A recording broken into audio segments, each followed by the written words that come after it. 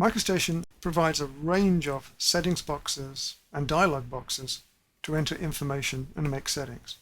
Let's take a look at a few. For example, the tool settings box, which you looked at previously, contains a lot of settings. Right now, I have my Place Smart Line tool active, and the tool setting box is reflecting that. I have information here and settings which I can make. I can choose between lines or arcs as a segment type. I can choose rounded, sharp, or chamfered vertexes, or I can have the elements joined or not joined. As you can probably guess, the Place Smart Line tool places line strings. Notice too that in the bottom right corner there is a small downward arrow. This is the Show Extended Settings. If I click on that, I'll get more information and more settings available to me. These are normally hidden because they are sort of secondary settings, and it reduces the size of the tool settings window. Look at another example. Move to Settings and Locks and Full. Now you see the Locks settings box. Previously, you looked at the Locks settings box icon. Now you look at the actual settings for those locks. It's a simple matter to click in, to accept or not accept a particular option. Look at the snap part of the settings box. Again, you saw the snaps icon below in the previous video. Here we see how the snaps are set. Snap lock is on and should stay on, and that guarantees that when you draw or edit, you will snap to elements in the drawing. The mode is key point. Clicking that will drop down the full list of key point modes. The divisor, again, we'll look at in a later module. Dismiss this box. Next box to look at is under Settings again, and Design File. The settings in this box are used strictly for the current drawing file. These are not global settings. They only apply to the current drawing file. And each drawing can have its own set of settings. Click on Working Units, and here you have settings for the current working units. Again, we'll be talking about these in detail later. You can choose colors for highlights and pointers. You can choose grid systems. Again, all of these we'll be talking about later. Click OK to dismiss the box. Now try a settings box in which you can actually change a setting at the moment. Go to Workspace and choose the first item, Preferences. This dialog box contains the global settings for MicroStation, which affects all drawing files. Click on the Operation item. There are two settings that you should make in this section.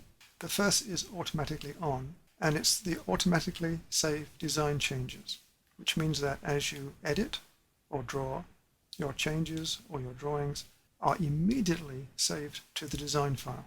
You don't need to keep saving manually. The second setting that should be on, but is not by default, is the Save Settings on Exit. Click on that to make it active.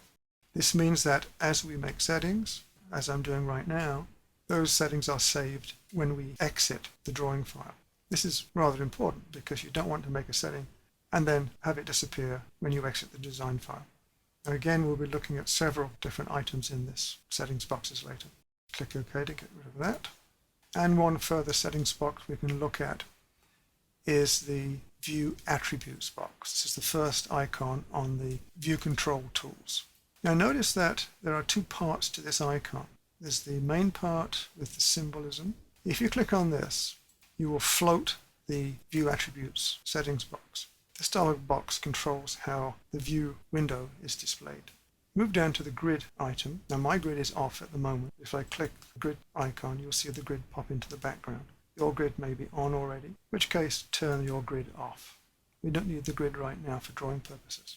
And again, we'll be looking at various items in this box as the course proceeds. Dismiss that box. Dialog boxes, setting boxes can be made semi-transparent.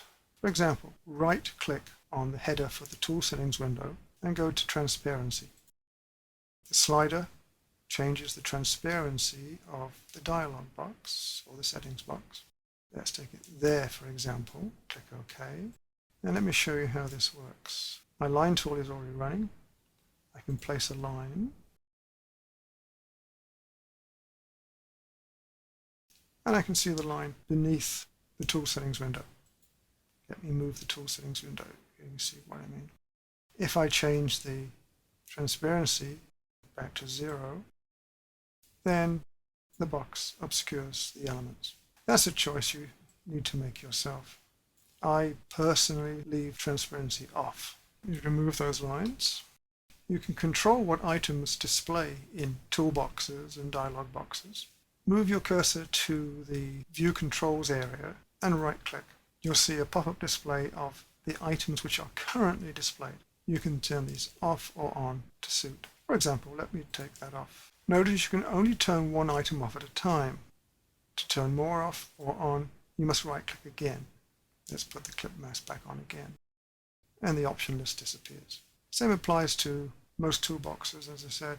If I go up to this set of tools and right-click, I can see the display of which items are currently visible. Right-click the screen to clear that selection. Some toolboxes can be docked at the side of the screen. For example, the Tools window can be dragged. I notice the icon here that suddenly appeared in the center. That tells me I can dock to the left or to the right.